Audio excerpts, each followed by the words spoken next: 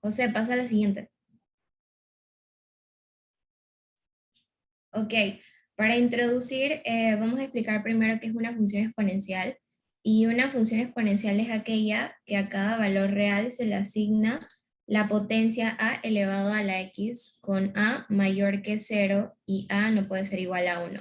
Esta función se expresa, f de x es igual a elevado a la x, donde el número a se denomina como base. La función exponencial surge cuando una cantidad crece o decae de una tasa proporcional a su valor actual. Ahora bien, la derivada de la función exponencial es una función con una tasa de cambio proporcional a la función en sí misma.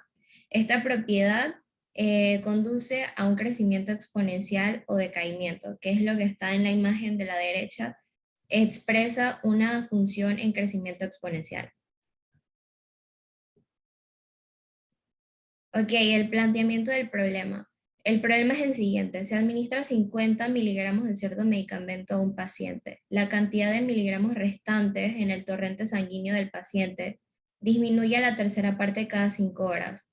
El problema ya nos da dos datos, que sería 50 miligramos y tercera parte cada 5 horas. El problema hace tres preguntas. La primera es: ¿cuál es la fórmula de la función que representa la cantidad del medicamento restante en el torrente sanguíneo del paciente?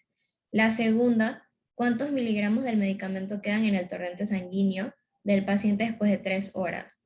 Y la tercera: ¿después de cuánto tiempo quedará solo 1 miligramo del medicamento del torrente sanguíneo del paciente? Ok, en la parte 1 hay que buscar primero la fórmula de la función que representa la cantidad del medicamento. Si X representa el número de horas transcurridas, la fórmula para la cantidad de medicamentos del torrente sanguíneo sería la siguiente: f de X es igual a 50 por un tercio elevado X sobre 5. Esto quiere decir que se usan los dos datos que dio el problema al inicio, que serían 50 de 50 miligramos y un tercio elevado a la X sobre 5 de una tercera parte cada 5 horas. Ok, en la parte 2, la siguiente pregunta era: ¿cuántos miligramos de medicamento quedan después de 3 horas? O sea que hay que basarlo en 3, que sería la siguiente fórmula: x es igual a 3. Entonces se sustituye: f de 3 es igual a 50 por un tercio elevado a 3 sobre 5. Se divide 3 entre 5 para que se trabaje en decimales más fácil. Entonces sería 50 por un tercio elevado a 0.6 y eso daría 25.86. Significa que después de 3 horas quedan aproximadamente 25.86 miligramos del medicamento en el torrente sanguíneo del paciente. Ok, y la última pregunta era: ¿después de cuánto tiempo quedará 1 miligramo del medicamento? O sea que tendríamos que basarlo en función de f de x es igual a 1. Entonces sería f de x es igual a 50 por un tercio elevado a x sobre 5, que es la fórmula que se utilizó al inicio. Sustituimos f de x por 1, que es lo que se basa en f de x es igual a 1. Entonces quedaría 1 es igual a 50 por un tercio elevado a x sobre 5.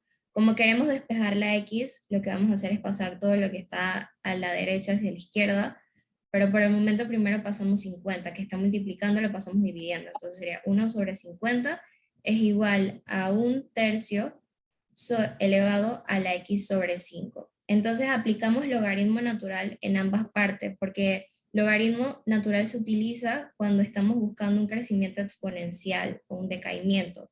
Lo que queremos saber es después de cuánto tiempo quedará 1 miligramo, entonces el tiempo que transcurre. Por eso colocamos logaritmo natural en ambas partes. Entonces pasamos lo que está de exponente, lo pasamos a multiplicar y quedaría logaritmo natural de 1 sobre 50 es igual a x sobre 5 logaritmo natural de un tercio. Para despejar totalmente la x pasamos todo lo que está a la derecha hacia la izquierda y quedaría 5 logaritmo natural de 1 sobre 50 entre logaritmo natural de un tercio igual a x. Lo que daría que x es aproximadamente 17.8.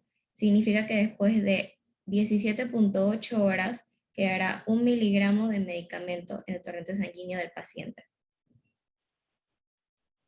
Ok, y en conclusión, es bastante importante aprender que se necesita manejar la potenciación para dar respuesta también a la logaritmación. Son dos procesos muy importantes en la matemática, pues facilitan la solución de operaciones amplias de una manera más fácil, ya que son medios de simplificación de cálculo. Y como vimos, esto es un tema que se utiliza bastante en el ámbito de la medicina y en otros ámbitos sobre trabajos en donde se necesita saber un valor o un dato o los procesos, por lo menos ejemplo, en datos que se necesitan saber si hay un crecimiento o un decaimiento de función. Gracias. Ok. Magnitudes que se relacionan proporcionalmente, ya sea en forma directa o inversa. Por ejemplo, si compramos 2 dulces, pagaremos el doble que si compramos uno. O si viajamos a una velocidad constante de 120 kilómetros por hora, tardamos la mitad de tiempo que si lo hacemos a 60 kilómetros por hora. A medida que comenzamos a entender procesos más complejos, comprendemos que existen otros tipos de relaciones entre magnitudes, como pueden ser en este caso el crecimiento exponencial.